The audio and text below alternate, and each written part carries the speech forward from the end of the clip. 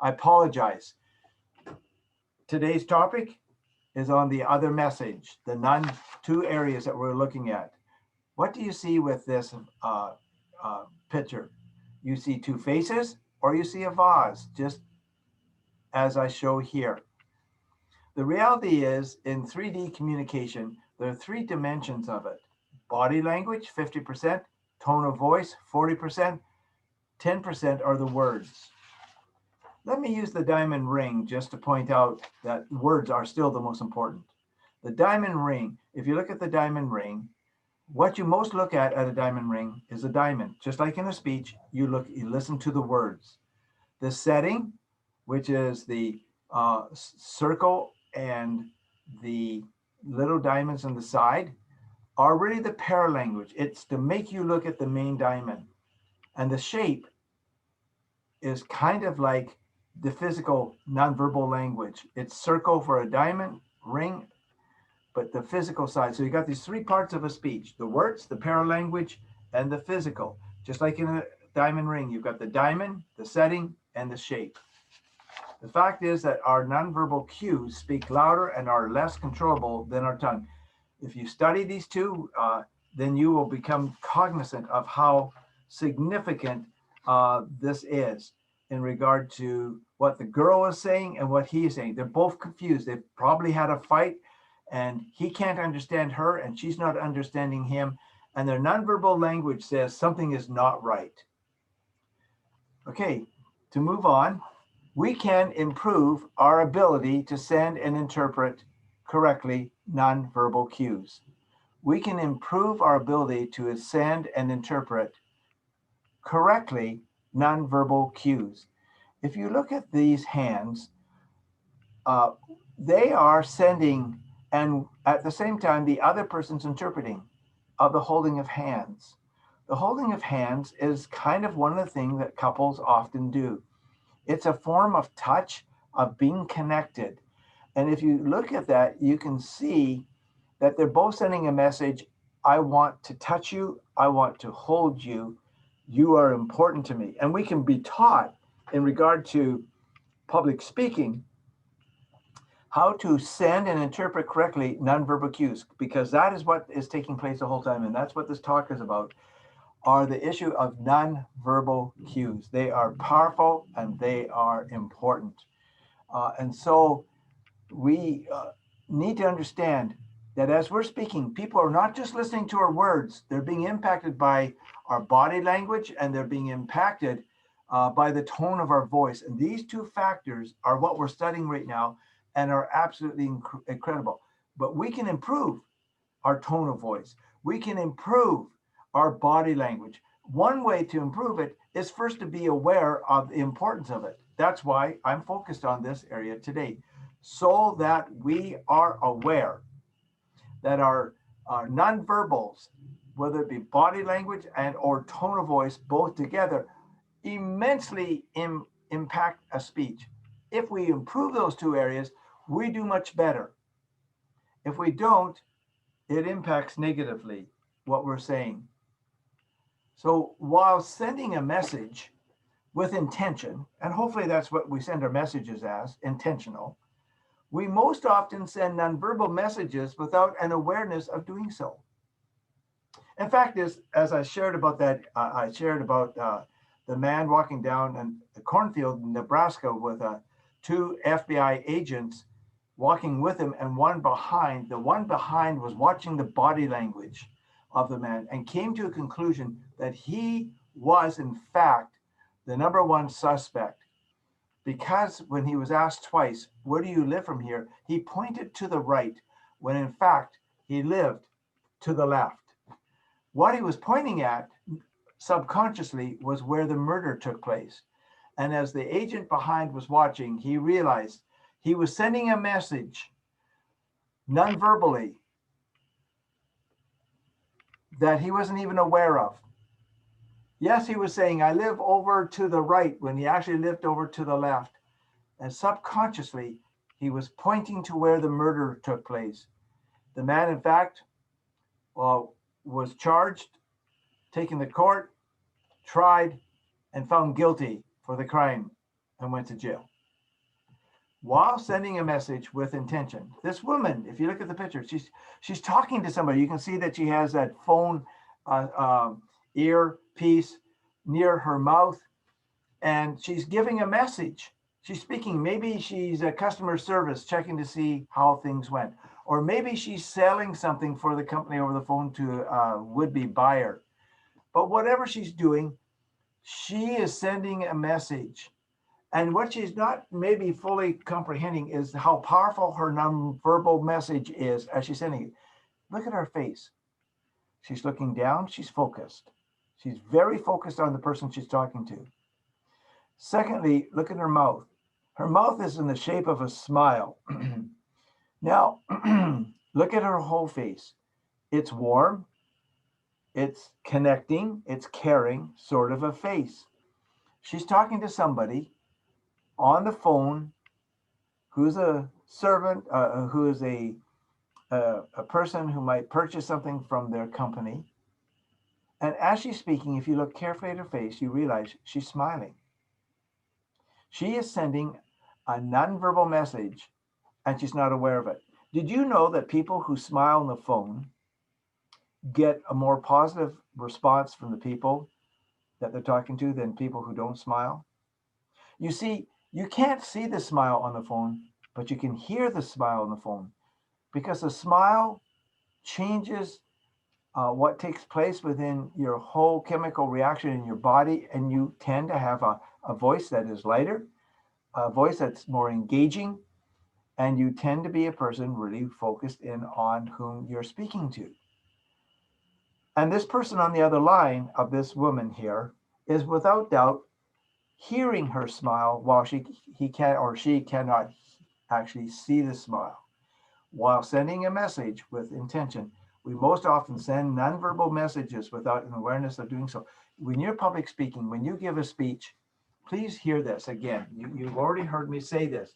When you're speaking for the next speech, which is due in 2 weeks' time, set up your room in such a way that you're standing away from the camera so that the camera can at least minimally see at least from your waist upward. If you can, set it up in such a way where the camera, where you could be standing behind set up kind of podium of some sort where you can speak. I think I mentioned this. I did a speech in this room here. I stood over by the black curtains, which are over to my left. I had the camera set up right over here, and the camera caught the bigger picture of me so that you could see my whole body as I was presenting. You could see clearly my face. You could see clearly my shoulders, my chest, my arms, my hands, and you could see me standing. And I became very engaged that way. I'm challenging you to do that so that we can watch, I especially can watch your nonverbals, because I am watching. And you are evaluated on that. You'll see that in the form that'll be coming to you. I'll be sending out to you. I don't know if I'll send it today, but tomorrow or Monday or Tuesday. So I'll be getting it out very, very shortly. So be aware of the power of the nonverbal and what you're saying with it when you're speaking. Nonverbal communication tends to be more obscure than verbal communication. You see, if I say I like you, you hear the word I like you, and you take it at face value. But what about if I say it in a different tone? And it can obscure what the real message is. If I say, I like you, my hands are up, open, I'm smiling, etc., you go away thinking, he likes me. But what if I go like this? I like you? Well, suddenly I still have some of the same physical body movements, but my face changed, my tone of my voice changed, and it becomes obscure because I said I like you, but boy, it didn't sound like you really meant what you were saying. You see, the whole package is the message, not just the words. I like you are the words, but what do my arms do? What does my voice do in regard to the message? And sometimes you kind of go away and say, somebody just told me they really liked me, but their message was confusing because they scowled at me. They didn't smile, so I wasn't sure if they were joking or if they really did mean it. Nonverbal cues are best at building and indicating relationships. Nonverbal cues are best at building and indicating relationships. Uh, the reality is that when you like somebody, you're not sitting there like a soldier with the arms by your side saying, I like you.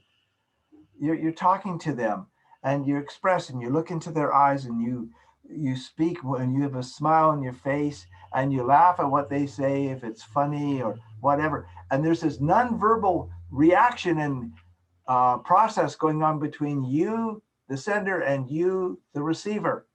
And you go back and forth and you build a relationship that way that becomes powerful. And nonverbal cues are tremendous tools to use in building and indicating a relationship.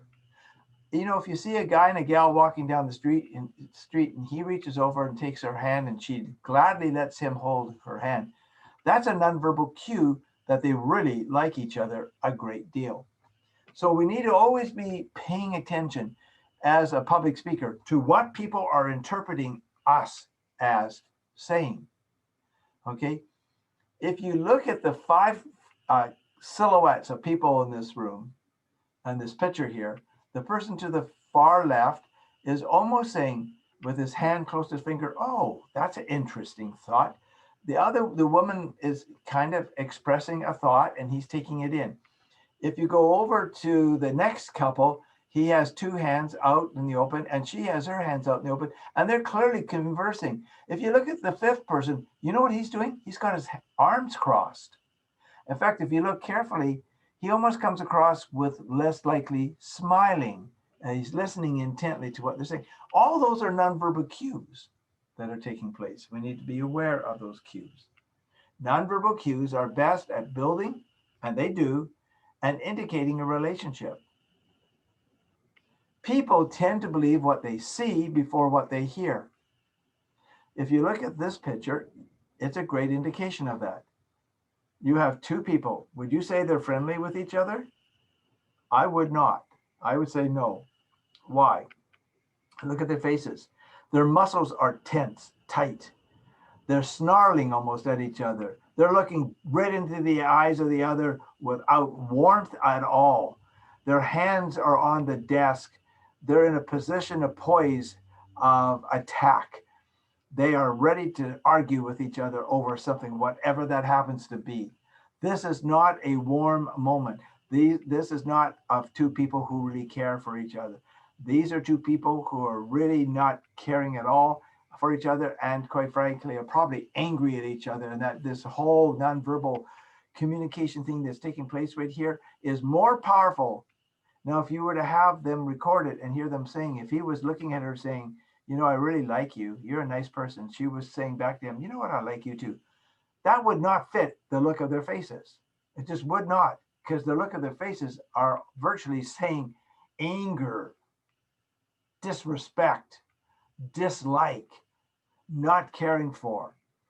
So that would be kind of the look that both are giving. People tend to believe what they see before what they hear. So if you stand in front of an audience and you look like this, where you need to look more with a smile on your face and show some warmth, people are going to be impacted by that nonverbal look. So be aware of what your face, your hands, look at their hands. They're poised to attack each other. They're not backing down from each other. Everything about them says this is an argument. They are both almost saying to the other, go ahead, make my day. People tend to believe what they see before what they hear. And you need to realize that when you're speaking. Let's talk about the nonverbal, the paralanguage, 40% of the message, and then we'll talk about the physiological side of things. And there are 7 areas that I will be evaluating you on, these 7. On the sheet of paper that you'll get, the evaluation form I'll be sending you, you will see this, okay? All you have to do is look, and they have, under each one of them, it'll have these letters, E, G, A, um, fair, F, and uh, P, I think it is.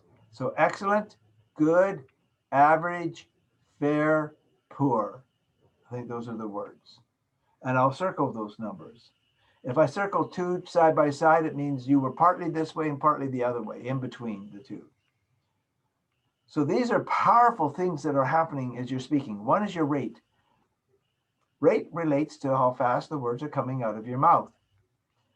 We speak at a slower rate when we're in a conversation with a friend, interpersonal relationship, we're just talking.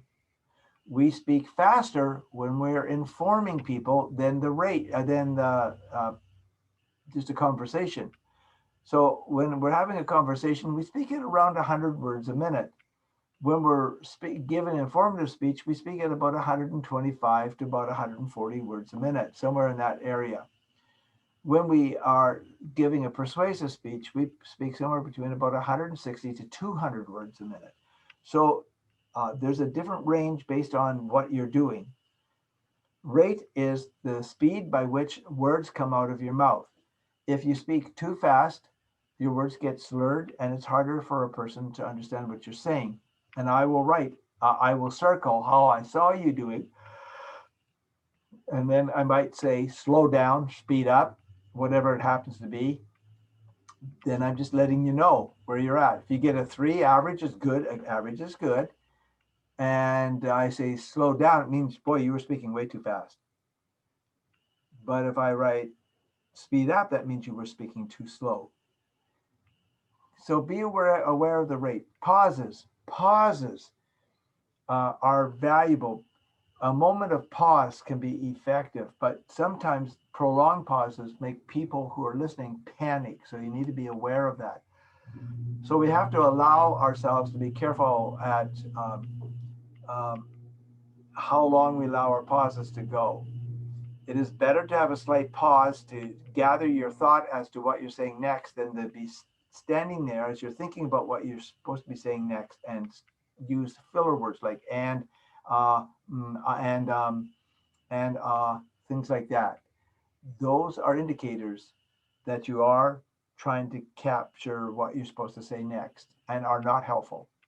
Volume um, uh, deals with the loudness, and it's not how loud you speak, but so that people can listen to you comfortably.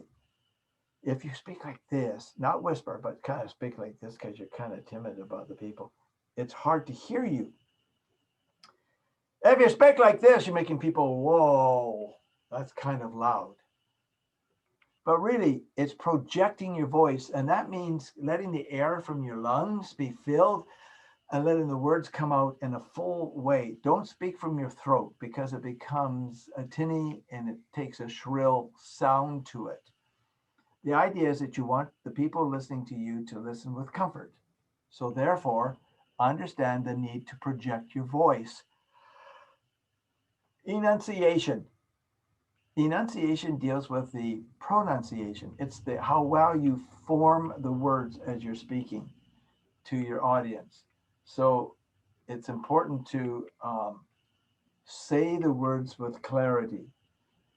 Now, when I was teaching in the United States, we had a lot of students come from southern states, and in the southern states, they tend to have a slang to them. They tend to don't fully say the word. Instead of saying I'm going outside, they would say I'm going outside. They drop the G at the end of going. And so I would go after them about proper enunciation, and the students would be frustrated, like, wow, precision. And I'm saying, no, it's an issue of saying the words appropriately and correctly and clearly. That is what is important. And my students finally said to me, where are you from? And I said, well, where do you think I'm from? And they thought, oh, you must be from the eastern part, the northern part of the United States. I said, no, not there. So they asked a few places and couldn't guess. And finally they said, well, where are you from? I said, I am from Canada. Oh, that explains everything. You Canadians always say your words so clearly compared to us. Exactly. We're supposed to. So say your words clearly, succinctly, thoroughly, completely. Enunciate your words. That's important. So rate, I'll tell you if you're going too fast or too slow. Pauses. Be careful. You don't use filler phrases in there. Volume. It's not how loud you speak, but it is speaking in such a way that people nicely and easily are able to hear you. Enunciate. Saying the words with clarity. Fluency has to deal with the idea of the words coming out of your mouth in a clean way. You really don't have and-ums and ahs mixed in there. You don't have moments where you pause unnecessarily. The words come out of your mouth without extra unnecessary sounds. That is what's critical. Fluency is very, very powerful. Be sure to use fluency and to think that through and to say it. Again, I'll be evaluating all these 5 areas. Vocal variety and pitch are almost like cousins. They're kind of related, yet they're uniquely different. Vocal variety has to do with your voice showing the emotion of what you're saying. For instance, if you're talking about something that's sad, your voice should have a flavor of sadness. If you're sharing something that's dynamic and exciting, it should show that dynamicness and excitement that's built into what you're sharing. And so that really becomes important as you're giving your speech. Pitch is different. Pitch is the highs and lows as you're speaking. For instance, you don't speak like this the whole time. You really do need to use more voice variety that shows the emotion so that there's a high and a low involved in it, which is called pitch. See, if I were to say this to you, hi, I am glad that you are here with me today. No vocal variety, virtually no pitch. It's flatline. However, if I say to you, hello, it is so good to have you with us today. We're delighted that you're a part of this experience. We trust that you will learn something from this moment. See, vocal variety showed thrill that you were here, excitement, but it also moved up and down like this, so that it was high and low, high and low. It wasn't monotone. So that's what you want to watch out for. The nonverbal, the paralanguage, makes up 40% of a message. And if you say, who cares? That's 40% of your grade. You're saying, I'm throwing out the window on that area. You don't want to do that. Nonverbal, the physical. Well, maybe I should go back here for a second. Oops, what am I doing?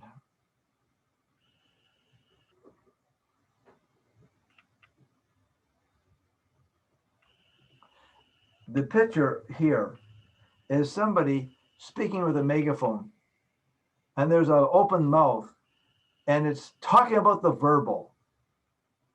This one, the picture in this one, is a picture of a woman who's juggling 3 balls.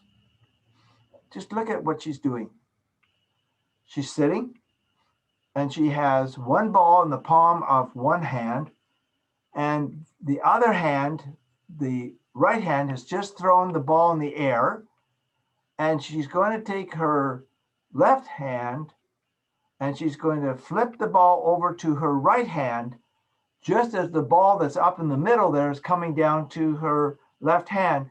And they're going to keep moving in this circle. That she's going to keep moving the hands to keep the balls in the air. One hand's in the air, one hand's leaving the other hand, a ball's leaving the other hand, and one's in the middle. And then that ball that's in the middle will come down to the one hand, but that hand will have thrown the ball over to the other hand, which has thrown the other ball up in the middle. It keeps going in a cycle. Well, that's the point of this picture. Is it's all about the physical side of things, the interpretation of you as a speaker physiologically, which is very, very important, and you need to be aware of that. So we have these 4 areas that are critical to nonverbal, the physical side of communication, which makes up 50% of a message. There's the gestures, the eye contact, the facial expressions, and the overall movement. Gestures. Gestures deal with the movement of our hands, the movement of our head, maybe going back and forth. But it's a sign of extension of what we're saying. In fact, I'm doing that now, an extension of what we're saying. Gestures are powerful. Our hands are powerful tools. These need to be a part of communication. Now, I'm not saying do this, because that's not solid gestures that have any meaning. It's just moving around. No, it's using our hands, using our fingers, using our head to give a gesture that gives a sense of involvement physiologically in the expression of the speech itself. If I say to you, there are two important things to remember. See, I've got the number 2 up with my fingers, and I emphasized it. Well, that's a gesture that we use. Gestures are important. They're critical. They're necessary. They engage people. People pay attention when you adamantly involve yourself in your communication. The importance of gestures cannot be fully appreciated, cannot be and should never be underexpressed. They're important. They show us what is being meant. So use gestures. They're meaningful and they express emotion. The second is the issue of eye contact. Eye contact equally is important. Eyes are powerful. Eyes really, when you look at your audience and your audience looks back at you, it speaks to the soul. They're looking into your eyes and they see your soul. See, if you don't mean what you're saying, your eyes will say that very thing. If you do mean what you're saying, your eyes will show via what you're doing with them the power of the eyes. Do you know, I have spoken in front of students, and I've had, as I was speaking, I had a student who was not paying attention. It was very clear. The student wasn't paying attention. It wasn't even a matter they were looking away and just thinking about what I was saying. They were not paying attention. In fact, they had pulled out their iPhone, which is a no-no in my class. And they were looking at it. And I kept looking at them. I never took my eyes off. I kept talking just like I am now, but I never took my eyes. I just kept talking as I was going along. And after a while, all of a sudden the person looked up and realized I was watching them as I was talking and put the phone away. Realized I was saying to them, that is not appreciated in my class. You know better. Don't do that again. I didn't say that. Didn't have to. My eyes said it. I didn't verbally say it, but my eyes said it. I remember I was one time involved in a service that we had in our church where people come together to worship. And I was the MC. So I was on one side of the platform. There's a little podium there. And I directed the service. And then there's a little bench that I sat down. So I'd be sitting like this, and right across from me would be the pulpit, and the lead pastor would get up and he would preach, and the audience we're not facing, but we're in that direction. So now I have finished everything I have to do. I'm just sitting there and I'm listening to him preach as he is and give his speech. And I happened to look over to this side, where the audience was, and I saw two boys a few rows back, kind of goofing around. They weren't really paying attention at all. And I knew that they were becoming a little bit of a disturbance. So what I did is I stayed in my chair and I just moved myself a little bit so I could look at them. So all I'm doing is I'm kind of just sitting there looking at them. I don't quit looking at them. I just keep staring at them. They're not seeing me. They're poking away at each other. And then all of a sudden, one of them looked up and saw my eyes. And I locked my eyes onto his eyes. I didn't take my eyes off him. I just held his eyes. And he stopped. He's just staring at me. And the other boy still poking away. And all of a sudden, the other boy realizes that his friend wasn't poking him back. And he notices he's looking at something. So he takes his eyes and he follows where his eyes are. And they come to my eyes. And I lock in on his eyes. Now I have both boys. Their eyes are staring at me. They're not moving. They're just. And I counted to 60, but I counted 1,001, 1,002, up to 1,060, which is a minute. I just quietly, not out loud, not moving my lips, just 1,001, 1,002, 1,003, like that, got up to 60. Now both boys are still staring at me. And then I went like this, basically saying, don't do that anymore. Boys sat so still. Sat so still, they were so caught off guard by that. Our facial expressions are another form of nonverbal communication. The woman who had that telephone on her ear and talking, that warm look, that smile on her face, it's warm and it's gracious and it's showing interest in the other person on the other line, and that's really what you want to see happen. And so the facial expressions need to be considered. If you're not smiling, there should be a reason. Smiling warms people up, and it's important. But you smile with purpose. The facial expressions are critical.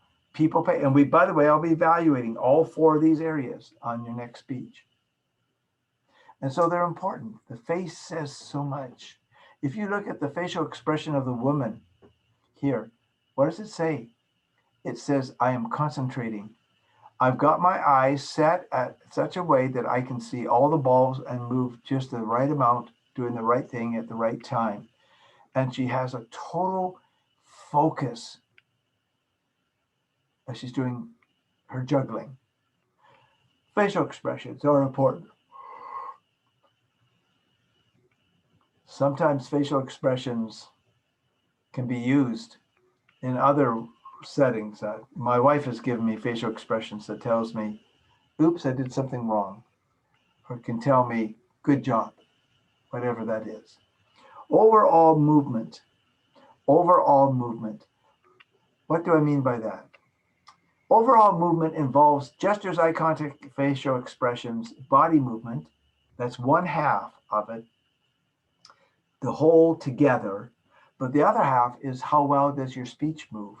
Does it have a nice flow to it? And do you non-verbally relate to in a right way with your speech as you're speaking? So is there good movement of your speech? Is there good movement of the speaker as they're sharing together? And those become the critical factors. You see, this area here is a very critical area in regard to public speaking. We need to realize that our audience is paying attention to us, and they're listening to three things. With their ears, they're listening to our words. With their eyes, they're listening to our body, and they're listening to our tone of voice. And these three things work together for a whole that's a speech. Do not just think all you have to do in the next speech are throw some words at me. You will get a mark, but if you don't do things that relate to the nonverbals, you don't relate well to the issue of body language and tone of voice, it will impact how I grade it, obviously, and it should. Okay, so those are important areas. Now,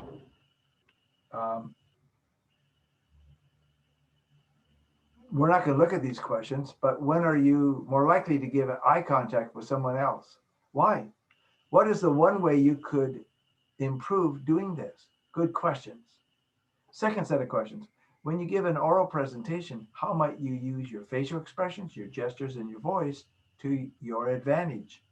Number three, what is important to you regarding nonverbal communication when someone is speaking to you? Why?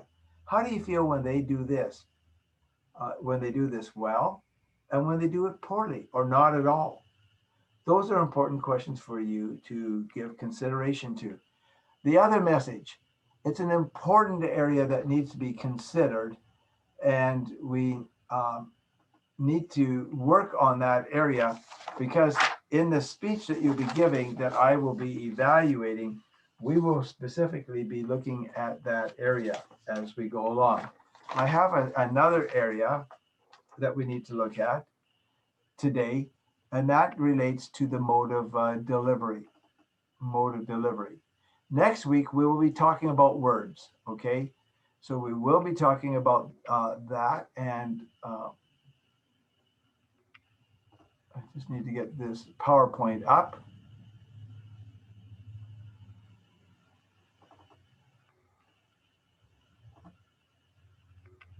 Okay. What in the world do we have in here? Okay. There we are. We're going to be talking about mode of delivery. Now, just a quick question. I would just want to make sure you can see this PowerPoint, correct? Yes. Thank you. Very Yes. good. Thank you.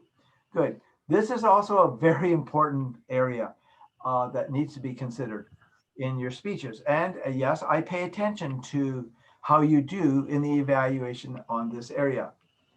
We're going to talk about what we call mode of delivery, or your approach that you choose. There are 4 approaches, of which the first 3 are the ones that you can choose from. The last one we're not using in this class, but I'll just give mention to it. So the modes of delivery are, what approach will you use in actually giving your speech? So let us look at that now. Mode of delivery. First of all, the first mode of delivery that you might use is the manuscript mode. The manuscript mode of delivery involves the complete writing out of the speech and then simply reading it to the audience. You can do that. Now, there's some problems with it, but there's some good things about it. But you need to be aware of these, this area. It's one to seriously consider using. It's not my favorite. It's one, in fact, I really don't overly care for, but it can work with certain people. Probably in my lifetime of really good speakers, I probably only heard about 4 or 5 really strong speakers use the manuscript mode. In fact, I worked with one. His name is John. I haven't seen him in years. And he was very, very good with this mode of delivery that he used. And we're about the same age. And one day he spoke, and I had to go up to the podium after he was finished, and his notes were still there. And I happened to look at his notes, and I thought, how in the world could anybody read this? It looked like a chicken scratch across the page. It was so hard to read. But you know what? He could read it. He knew what he was doing, and he loved this mode of delivery, and he was really good at it. And there'll be clear reasons why that'll come across in a moment. There are some advantages of this mode of delivery. It prevents the slip of the tongue, the miswording of statements that might be made, or distortions. For instance, years ago, the President of the United States then, Jimmy Carter, had been meeting with Saddam, the president of Egypt, President Saddam, and they were working on a peace accord between Egypt and Israel, of which they did come to a conclusion about. And now the President of the United States is having a dinner night in honor of President Saddam. And there are dignitaries there, all glad to be a part of this. And the President of the United States, Mr. Carter, President Carter, stood up to give a toast to President Saddam. A toast is like a little glass of juice or wine, and you say some nice things about the person holding the glass in your hand, about him being visionary, him thinking forward for his people, him wanting peace, and et cetera, et cetera, et cetera. And he had been using a script, but then he went off script for a couple moments. And after going off script, he said this: I ask you to stand with your glass in your hand and give a salute to our guest speaker, this great man of the future, president of and he meant to say president of Egypt, but he didn't say that. He said the president of Israel. Oh no. The president of Egypt, not Israel.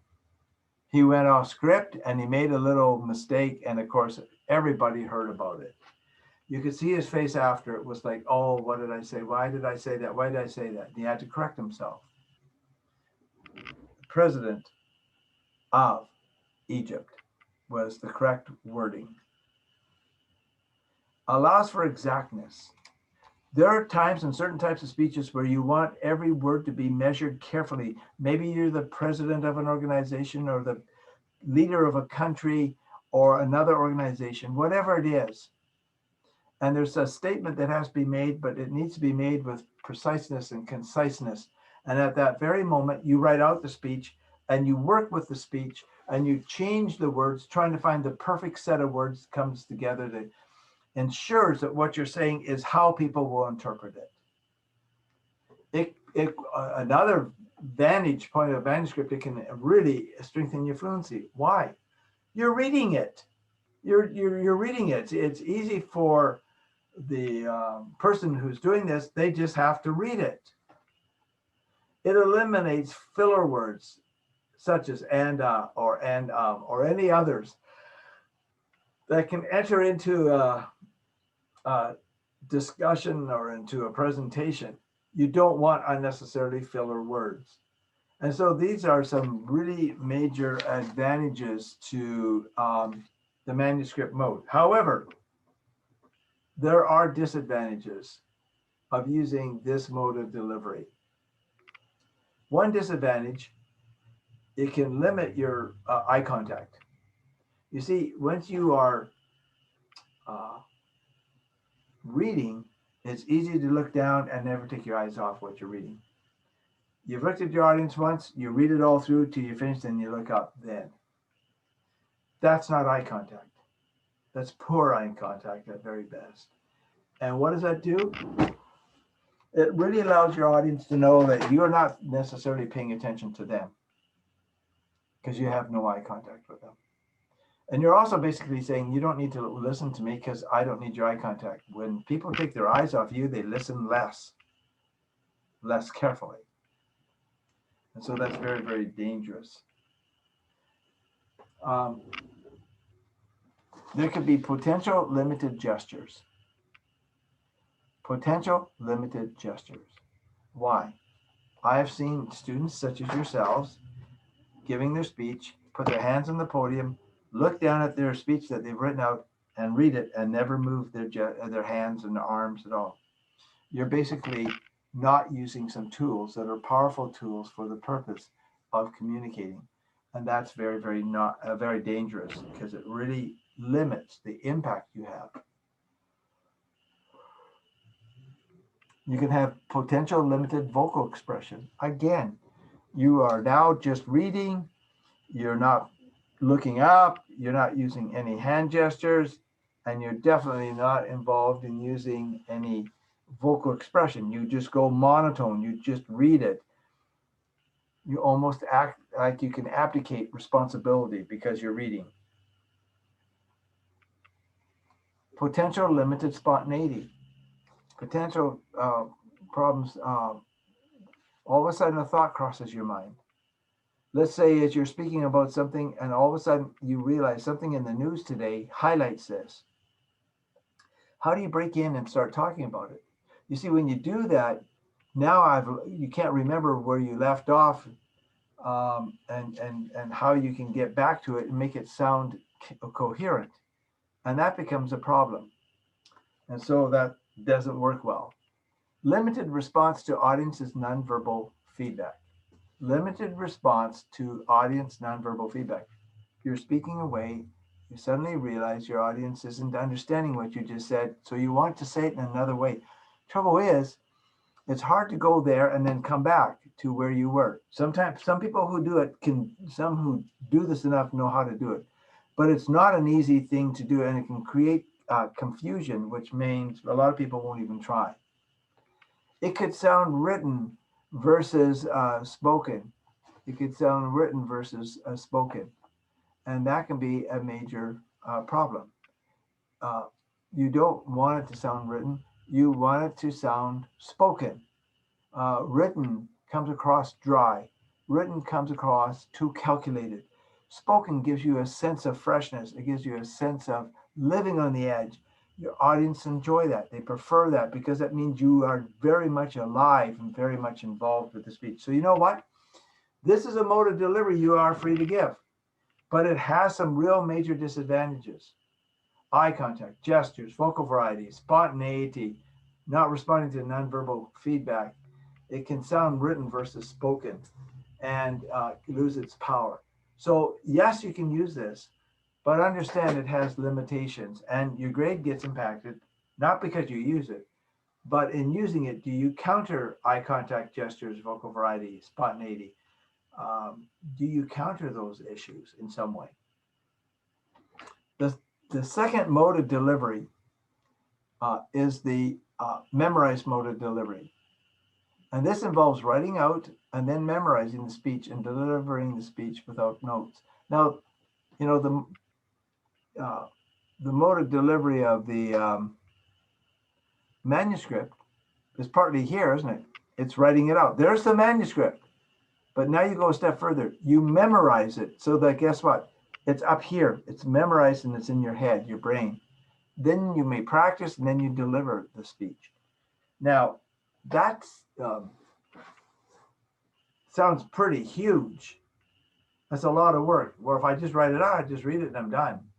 But it may have no life to it if you're not really ensuring that you're putting your whole soul into that speech. When you go to the memorized mode of delivery, you not only write it out, you then memorize it, then you practice it, then you deliver it. When you do that, it has tremendous impact on your audience. Like, wow. I'm telling you, this is a powerful way to give a speech. It's great if you're good at it. It works wonderful. The credibility that you get from your audience will be overwhelming. However, there are challenges with it. First of all, advantages of using that mode of delivery. There are no notes to distract you. I mean, that's fantastic. You're able to stand in front of the audience and you're able just to speak because you know what? The notes are in your head. You know the speech forward and backward, and you're able to look at them and you don't look down. And the audience are kind of go like, wow. I've had some students who did memorized mode of delivery, got really good grades because they did a good job, and it wowed everybody. But it's not an easy way to do it. Secondly, there's potential for very strong eye contact. Well, of course. Why? You don't have your notes in front of you. You're not looking down at your podium. You can look at your audience while at the same time read the script that's in your mind. And it really becomes powerful. People being looked at while they're speaking in a coherent, expressive way with no unnecessary filler words has deep contact and impact on the audience. It allows for greater gestures. So you're no notes, you're using eye contact, you're using gestures, and you actually can move around a little bit too, because you know what? Your script is in your head and you keep moving along. There's greater preparation that is needed, which means that you, the speaker, must know his or her speech better. Knowing your speech better is extremely important to your audience. Knowing your speech is really important. And so you develop it well. Allows for mastery of words. Mastery of words. You're able to throw in some extra new words that people can understand in the way you use it. And that gives you credibility. This is powerful. These advantages are very powerful advantages. The variation in voice is potentially maximized. Why? Because you're speaking with the notes in your head. You can use gestures, you can use eye contact, you can use your variations, your voice. So many things go together in a powerful way. Better control volume exists when you use this mode of delivery. And that's true.